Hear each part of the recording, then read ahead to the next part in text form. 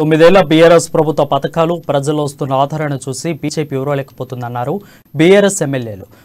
ఓర్వలేక గ్రూప్ 1 10వ తరగతి పేపర్ లీక్లకు బీజేపీ నేతలు పాల్పడ్డారని విమర్శించారు. ఈ సందర్భంగా బీజేపీపై నిప్పులు జరిగారు. తెలంగాణ రాష్ట్ర ప్రభుత్వం కేసీఆర్ గారి నాయకత్వం మరి 9 సంవత్సరాలుగా లేని లీకులు మరి ఈ రోజు మీరు సృష్టించి మీ అనుబంధ సంఘాల ద్వారా మీకు అనుకున్న క్యాడర్ ద్వారా మరి చాలా మందిని మీరు ఇబ్బంది పెట్టే ప్రయత్నం చేస్తున్నారు. తస్మాత్ జాగ్రత్త. నిన్న బండి సంజయ్ గారిని అరెస్ట్ చేస్తే చాలా మంది పిచ్చి పిచ్చిగా మాట్లాడుతున్నారు. మరి ఇలాంటి విద్యార్థులతో చెలగాట ఆడే వాళ్ళను మరి ఏం చేయాలి? అరెస్టే కాదు, పడాలి. దాని వెనుక ఎవరున్నా లోతుగా దర్యాప్తు.